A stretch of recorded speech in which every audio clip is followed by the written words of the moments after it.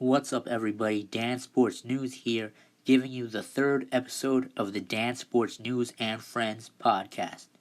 Today's guest is Brandon Scoop B. Robinson, who is the host of Scoop B Radio and an NBA writer for Basketball Society. You can also catch him on MSG Network's show, People Talking in Sports. Check it out. How did you get involved in sports writing and sports radio?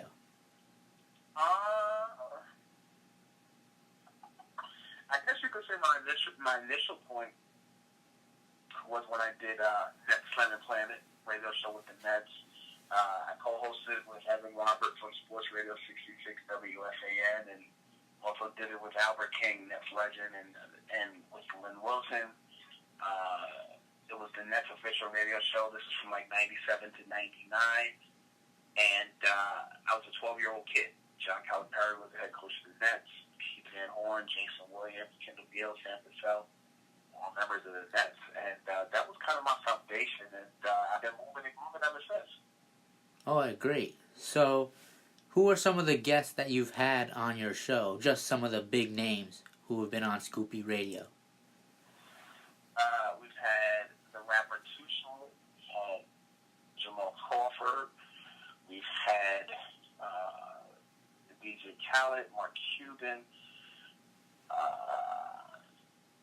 Who else have we had? We've had the voice of Siri. We've had a myriad of people. I mean, I can go on and on in a day, and I just woke up from the nap, and I haven't had my apple coffee. But what I will tell you is that Scoopy Radio has got 3.5 million streams last year. Wow. Available on Spotify, Apple Podcasts, Google Play, TuneIn app, by visiting scoopbradio.com. And I mean, the honest truth is storytelling. Charles Barkley is another person that's been on the podcast as well. Storytelling is a thing, and honestly, really and truly, people want to hear good stories. Kenny the Jet spent some TNT on, and he's told some good stories. And the great thing about the podcast is we don't just limit it to sports, it's entertainment, it's lifestyle. Right.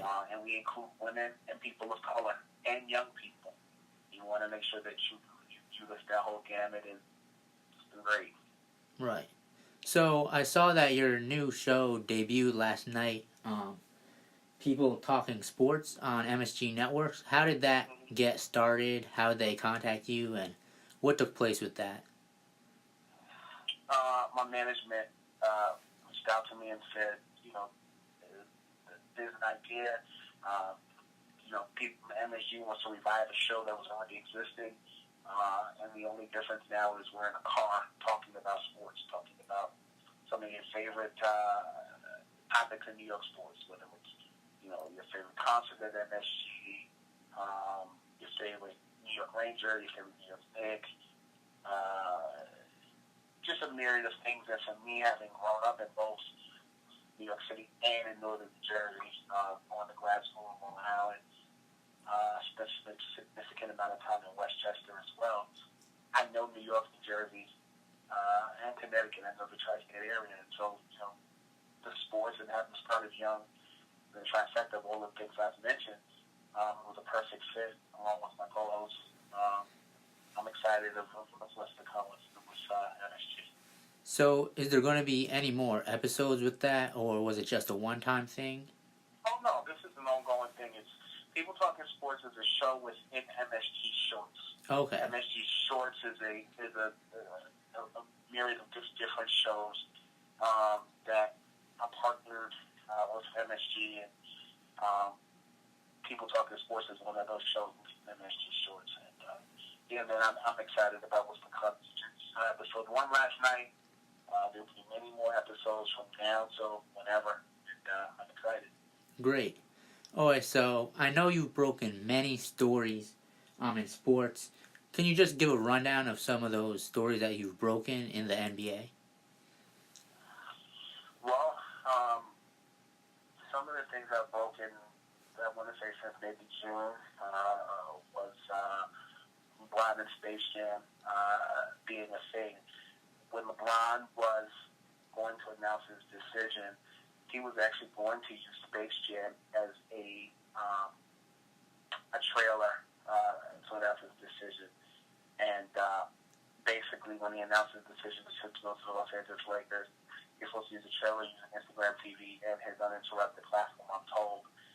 And what was supposed to happen was basically the trailer was supposed to include sports memorabilia being stolen and LeBron looking to find that memorabilia.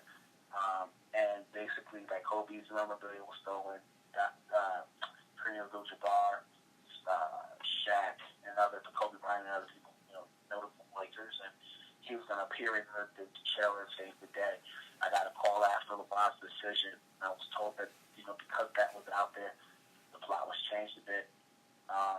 In addition to that, I reported on January 15th, or sometime between 15th to the 16th, that Dennis Smith was going to be traded to the New York Knicks. He was traded, I believe, on the 28th or 29th of January, and the Kristaps Porzingis deal.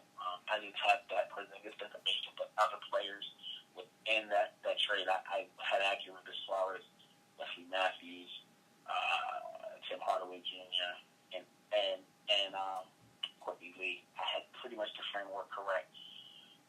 Markel Fultz going to Orlando. I also had Reggie Bullock going from the Pistons to the Lakers about 4 or 5 hours before the trade was official. I saw you had the Dwayne Wade also coming back to the Heat. Yeah, I was in contact with someone familiar with Wade's thinking, as well as just the framework of what was going on with that. I was reporting that in the summertime, and also was reporting early October 15th that the Lakers were looking to pursue Anthony Davis this season before the trade deadline rather than waiting this summer. And, the trade did not happen. It was close to happening, but there were some other factors that were involved beyond my control. And I think that's something that, people on the outside may not understand. Your job is to report, and your job is to get the information out there that you're hearing. You're not going to always get it 100%, but the general framework of things that I'm reporting usually are spot on. Right. Yeah, that was actually going to lead up to my next question of how do you deal with the trolls? I always see them on Twitter, always saying things to you, but how do you deal with them and how they don't realize that there's other people besides Adrian Wojnarowski and Shams who break the news? So talk a little bit about that. Well, I'll be honest, my goal was not to be Woj, my goal was not to be Shams. I have respect for both of them. I just happen to know a couple of things because I know a couple of people, and exactly. I think that in addition to me reporting news, I actually write feature stories. You know what I'm saying? I actually have a podcast that I'm asking questions about various things that are interesting to me and various people. I had Darius Miles and Quentin Richardson on the Scoop Radio podcast this week. And, we were talking about the old school Clipper days. Well, not old school, but the early 2000s. What that was like. So I think sometimes people think my job is to, break news. No, I actually write feature stories. I actually have a podcast. I'm actually on television now. Right. I actually have a life. My life is not just run the NBA. I have other things that I'm interested in. I'm a son. I'm a brother. I'm an uncle. You know what I'm saying? I try to do the right thing by people. I mentor other young people. I really, let the internet tell it I'm a bad guy because I might have gotten something wrong and I'm 100% correct. But that's the position you're in when you type characters on Twitter or write stories. People are going to hold you to what you say. And it's something that I've learned more recently in July is more people have begun to pay attention to me and my brand, and I'm growing. But I think people think that it's Woj says it or Cher says it. That's the gospel truth. And, there's more to life than just Woj and Cher. They're doing their job too. They don't always get it right, but I respect my colleagues. And, nobody's going to always get it right. But you're trying to do the best you can. And, the same people who may criticize, I'd love to see them in Woj, Shams, or my position and see if they'd be able to hold it together too. It's a process. Right, because I know there's beat writers, and they could also break the news. Like, for example, the Knicks beat writer could break the news before Woj or Shams, and people don't seem to realize that. Well, here's the thing. You mentioned the Knicks beat writer. So, for example, if you're looking at people who cover the Knicks, Ian Begley is one of the main beat writers that cover the Knicks, as well as Stephen Bondi over there. And so, in an instance where, say, Ian Begley is breaking something, he's at ESPN New York. Adrian Wojnarowski's at ESPN, so Woj is a national NBA writer. And so, a lot of times when, even if Ian is reporting something, for example, right, he's sharing information with Woj is sharing information with him, and they may even be sharing information with someone like Ramona Shelburne that contributes to that story. So, your beat writers can break stuff, but a lot of times, what people don't understand is, or maybe they do, when you're on the ground running, that's where you build your relationships and your connections, and where you're breaking stories. And I think where the translation is confusing to people is I'm not on a writing side. I'm not at a network like an ESPN. I'm not at a Bleacher Report. So people are looking at me like, who the heck is he? And who right, do you think he is? Without knowing my backstory. I started in this business at 12, and a lot of times on social media, people make up things and people believe it. So they're looking at me like, who's this guy with a blue check, and why should we care? So what's happening is, I started at 12. I'm building and introducing myself to a whole audience who doesn't know who the heck Randy Robinson is. And so they have a right to be skeptical, and I think that if I was at a Bleacher or at ESPN or somewhere else, they wouldn't question it. But that's okay, because the industry on the digital landscape has given other people the opportunity to do things. And I think that if you're young or if you're a person who's not at a major network, you should take advantage of those opportunities because they're there. Right. So I know you do. Would you say you do freelancing, kind of? Well, no. In addition to being an MSG on the television side, I'm a senior writer at a site called Basketball Society Online. Oh, hi. And I also contribute to Heavy.com. Heavy. Right. I guess you could kind of say it's a freelance basis, but Basketball Society Online is not. That's senior writer there. So I have freelanced in the past, though.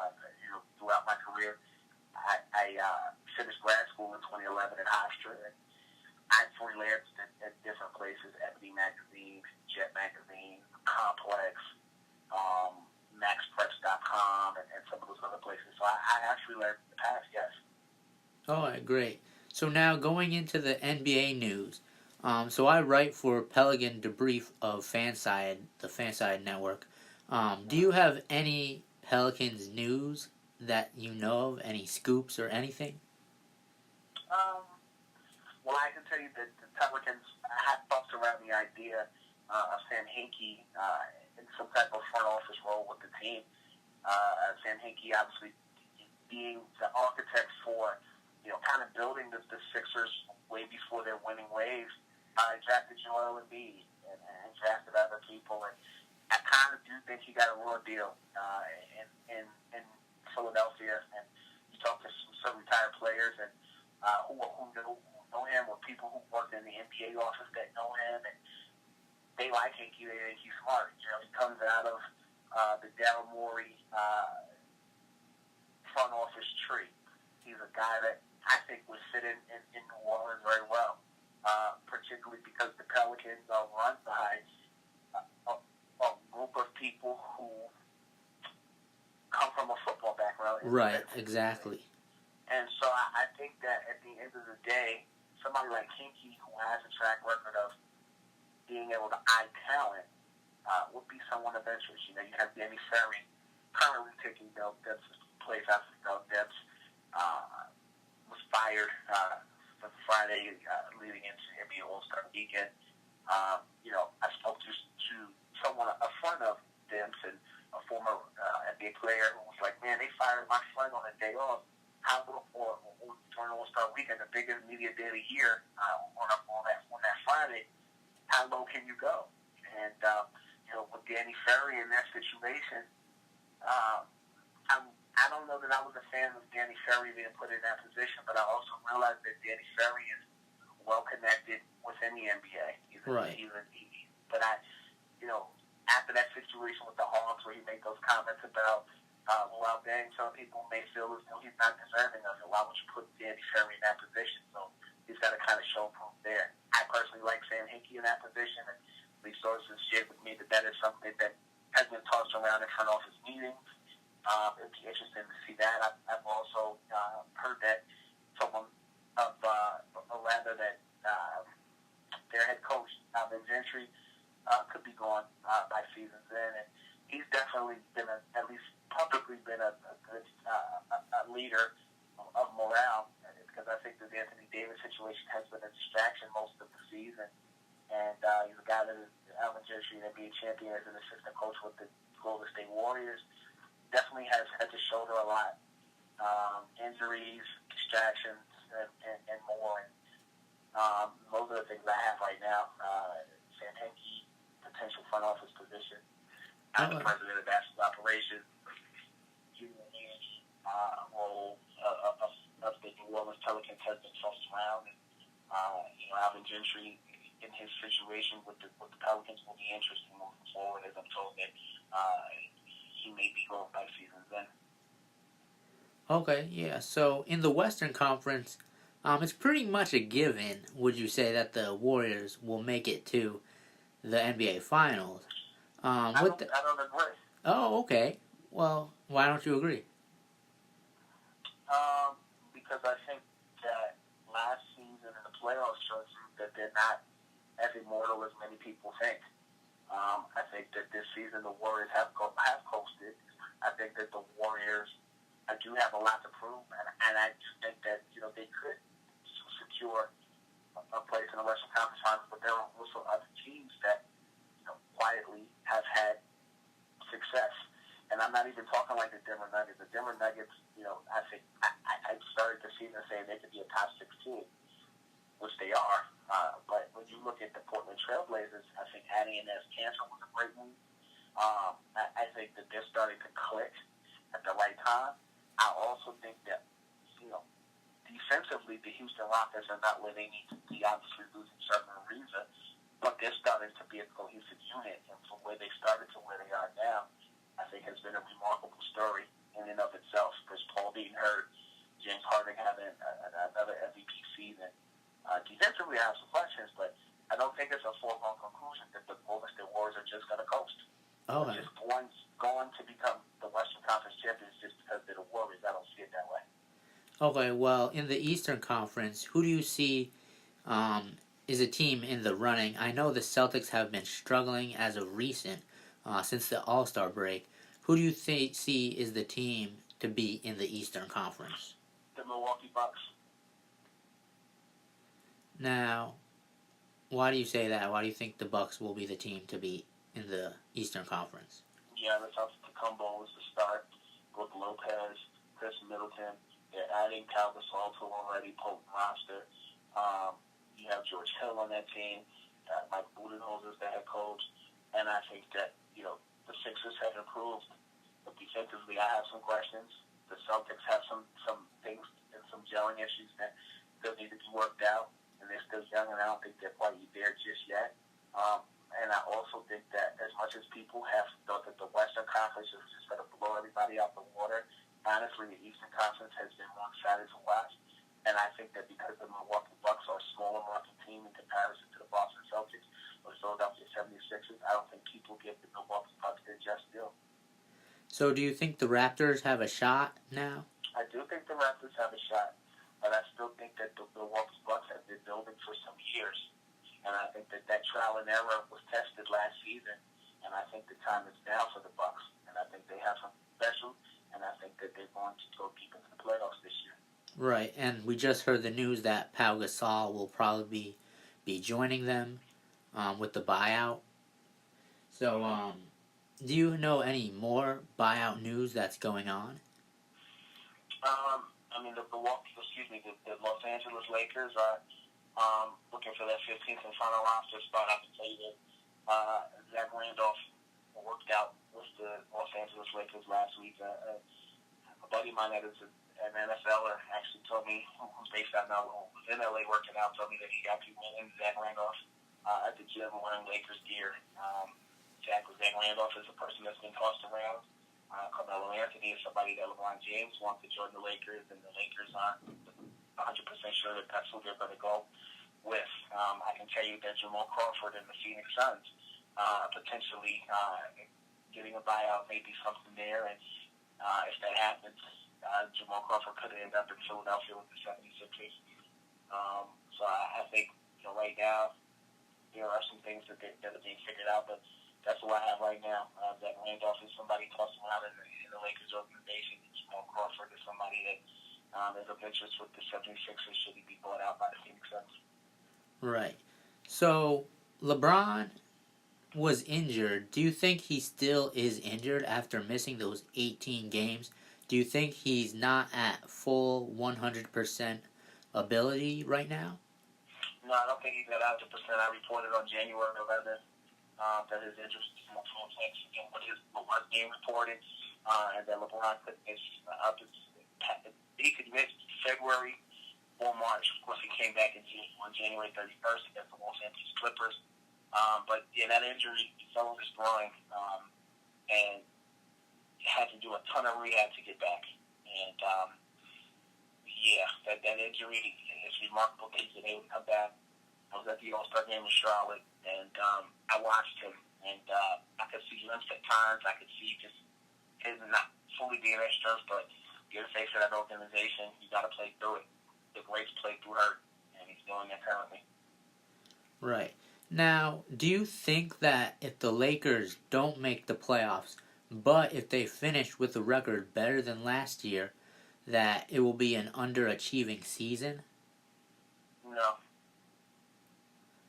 So, do you think that if the Lakers, that they have, I think they've been having a good season because of LeBron, but if they don't make the playoffs, it's still fine if they finish with a record better than last year, right?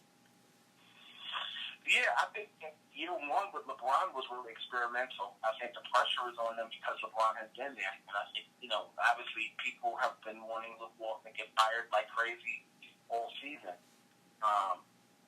But year one was always experimental. Year two is when the pressure is really on. And I think that when you look at what LeBron has done, he is basically bringing a perspective of winning multiple championships, playing on championship teams with future All-Star, future Hall of Famers, and Dwayne Wade, and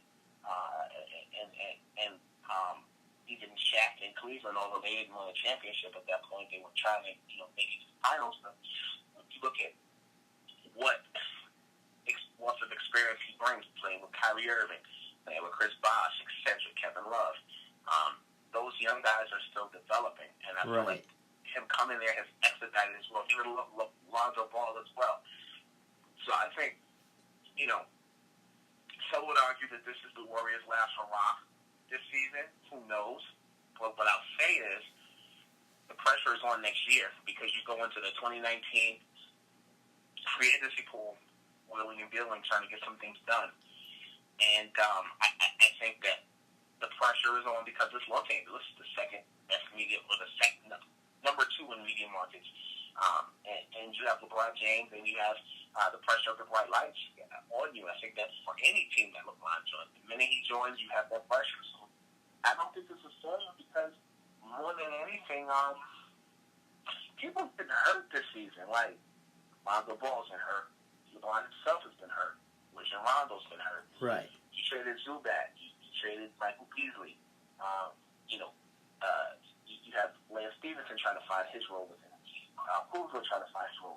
Brandon Ingram trying to find his role. There's a lot going on at one time, man. So I think in year one, if they don't make the playoffs, they got to go back to the drawing board this summer to see what's going on. And I also think this is the first time that, LeBron has kind of not been... people expected the Cavs to go to the finals. Right. When he came back to Cleveland to play. Yeah. When he went to Miami, people were expecting him and the Heat to go to the finals. I don't necessarily think people expected the Lakers to go to the finals this year. Right. Because look at how competitive the Western Conference is. Exactly. With the reigning champion Golden State Warriors running things. So, I think that LeBron being hurt on Christmas Day and hitting you, in a lot of respects, he's the best friend of this guy because he has a lot of mileage on him. Olympics, deep playoff runs, finals appearances, Team USA qualifying games. All of those things. That's a lot of mileage.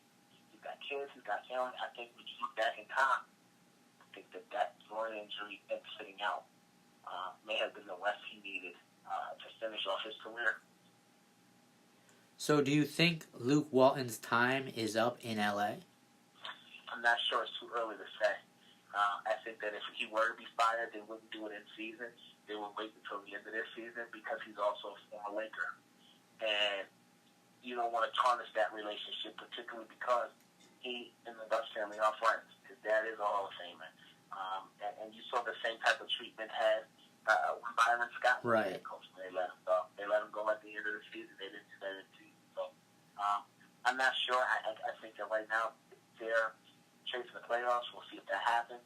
I'll tell you that I spoke with someone within the Lakers organization that said their goal this season is to get a 7th seed. They don't want to get an 8th seed. They don't want to face the Warriors in the first round of the playoffs. I had Jason McIntyre from Fox Sports 1 on the Scoopy Radio podcast. He said to me, he believes that the Lakers could compete with the Warriors if they meet in later rounds. So that's something to pay attention to. But yeah, if I go by what the person within the Lakers organization told me about the 7th seed, then maybe he was saying something. So, there's about 21 games left. Yeah, about 21. Yeah. We'll see what happens. Right, because I was thinking if they move up to the 7th seed and play the Nuggets in the first round, I kind of think that they would have a good shot at giving them a run for their money.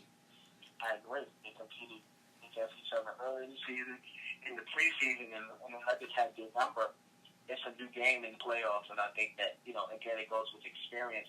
You don't count LeBron out, and Rondo has playoff experience. Right, as well. playoff Rondo. JaVale McGee has playoff experience. Lance Stevenson has playoff experience. If they go out and they get Carmelo Anthony and Zach Randolph, they have experience. So, I don't know. I can't count out a LeBron James playoff team that's in there, but playoff aspirations or rather finals aspirations, it's going to be difficult. But we've seen stranger things happen with lower seeds making it to the finals, like the Philadelphia 76ers in 2001, right, against the Los Angeles Lakers. All right. So where do you see the Knicks going forward with the NBA free agency? What did you report on the Knicks? Kevin Durant and Kyrie Irving, all that.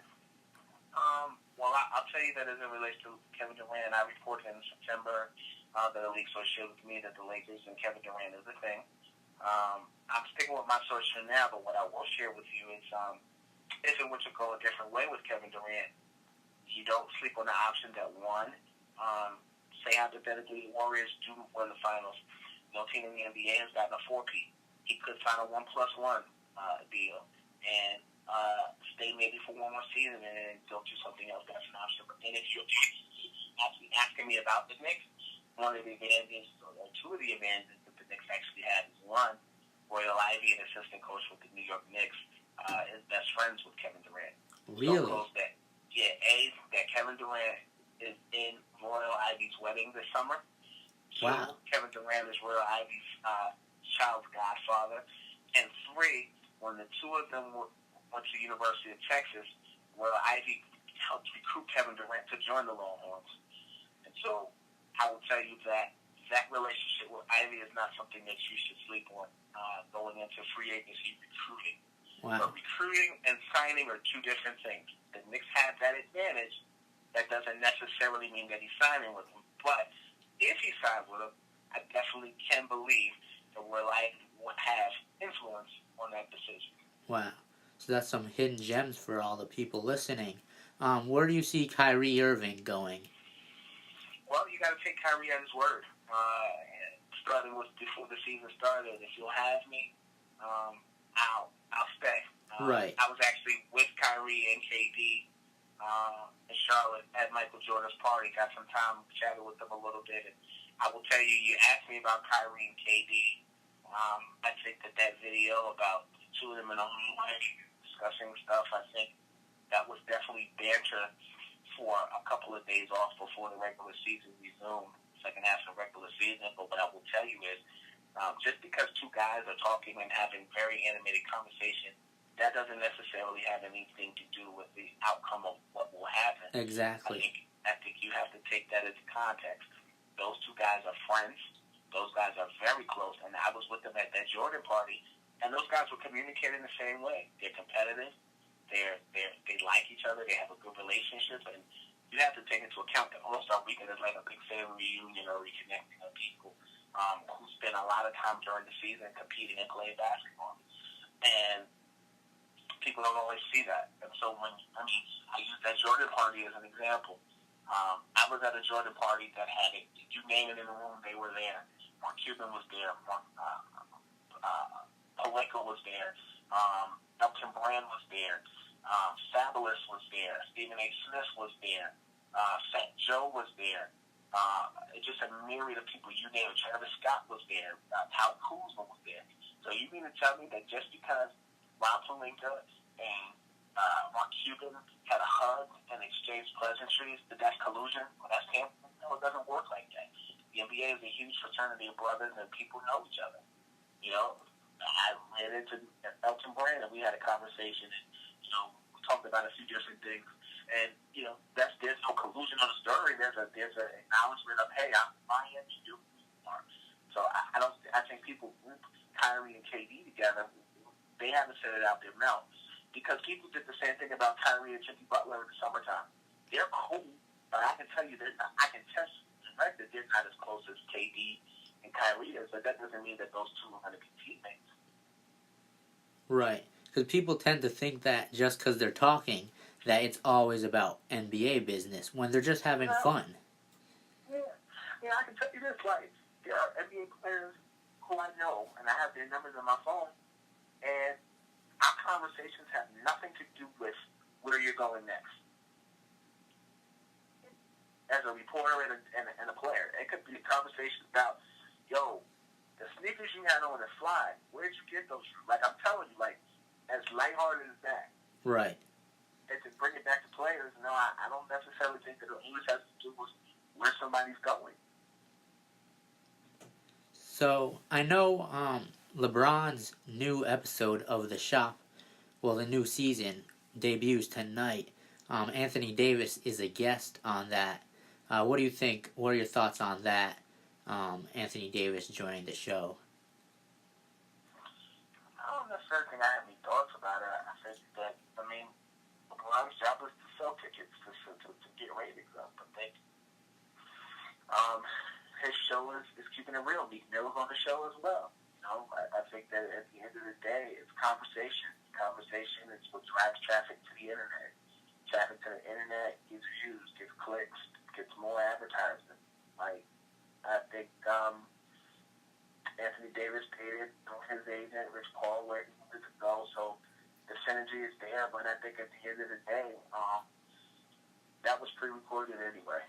So, it's interesting to watch it when you know it's pre-recorded. Just right. Like, I reported in the summertime or September, rather, that I guess that's still summer, that Kevin Durant was doing a show with ESPN Plus. I had that information.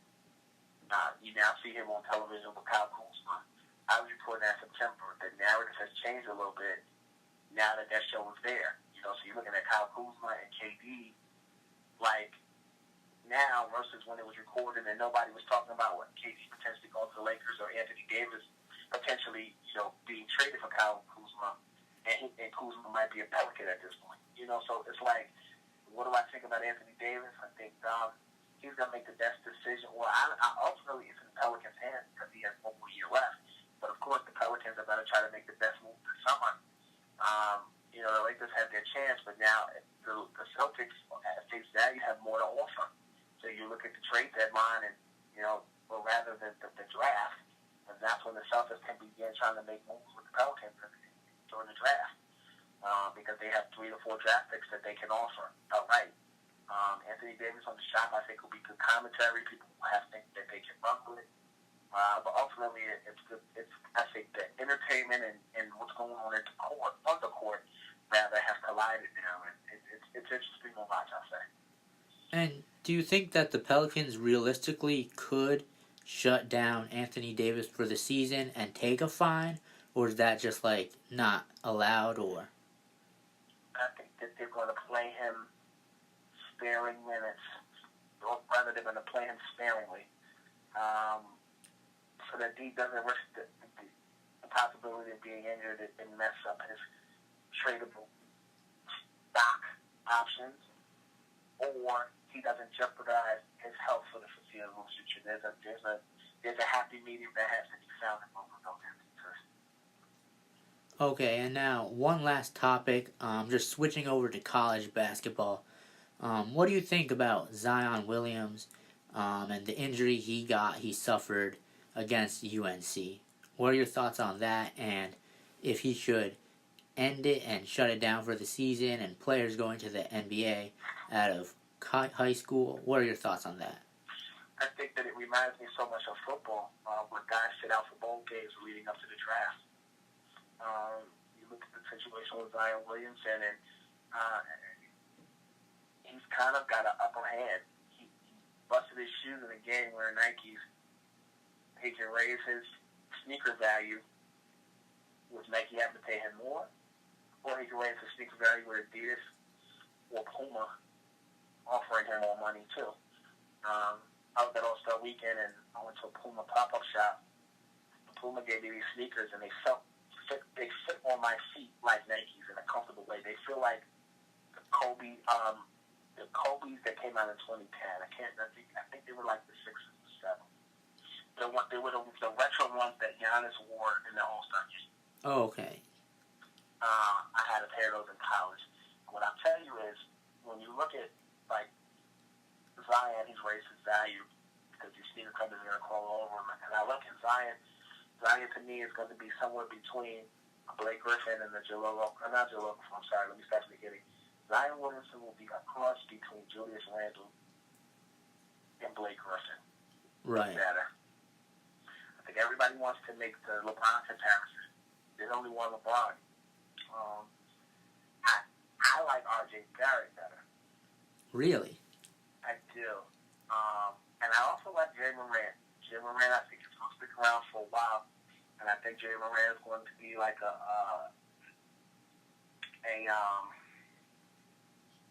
Russell Westbrook or Damian Lillard. Well, I do know that Zion Williamson is a lefty like Julius Randle. He does have the LeBron-like qualities with his size and the dunking ability. So I think that is a good analogy of him being like Julius Randle. R.J. Barrett, I think, is kind of like D'Angelo Russell, but he does a little more passing. So, yeah.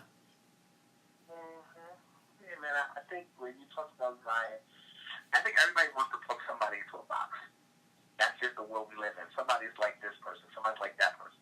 For example, when I was in Charlotte All-Star Weekend, I was at a couple parties, and a buddy of mine introduced me to someone and said, "This guy's going to be the next Stephen A. Smith."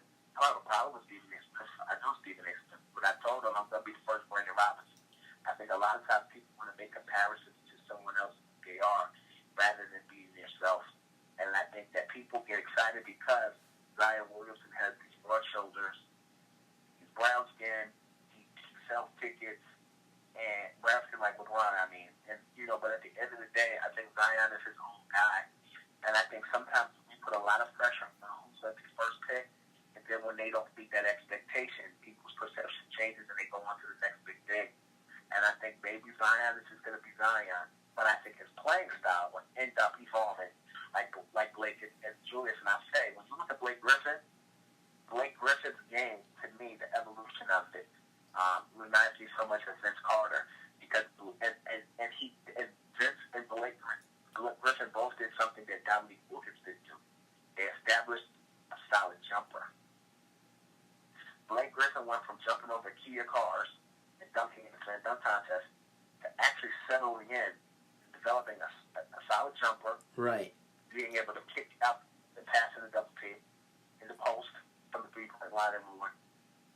leader of his team, which is why he's going to be All-Star this season as a member of the Detroit Pistons. I think when you look at Zion Williamson, I think he has some of those similar qualities, or has the potential to have some of those similar qualities. You can't live on a jumper forever. I mean, you can't live on a dunk as a dunker forever. You have to be able to create moves, counter moves, aerial assault, and more. If you watch highlights the other night, look at Vince Carter. I don't know if you saw that play where it looked like he was about to take off for flight. Right. He stood it, and he stood it. He was flying in midair. And held it. And held it. And ended up getting an easy 2 points. So I feel like as exciting as Zion Williamson is to watch, I'd like to see him establish other NBA tools that keep him in the league for 15 to 20 years, just like Vince Carter.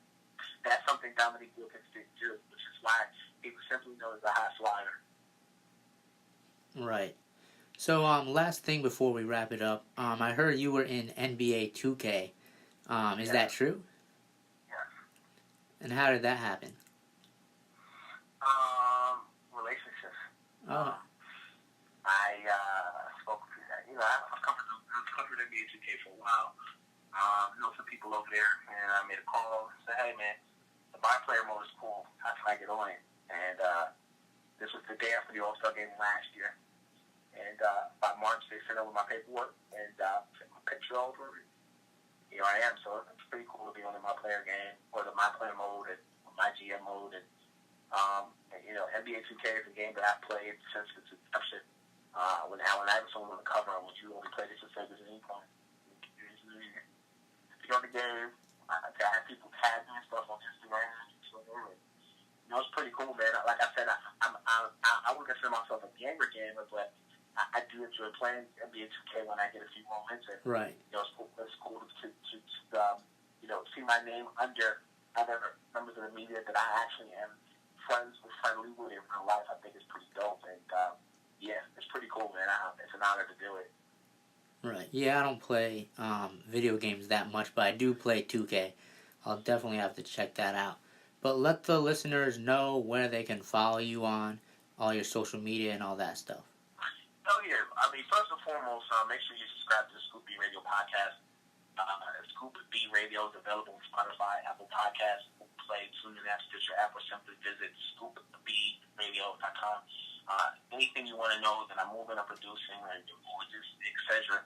If you want to see my plate of food, you want to see me go on a hangover, you can follow me on Twitter, Scoop B, that's SCOOP, letter B, Scoop B. You can also follow me on Instagram, Scoop_B, Snapchat, Scoop_B. You can also like my Facebook page, facebook.com/ScoopB. And, that's it, man. Twitter, Scoop B, Instagram and Snapchat, Scoop_B, Facebook,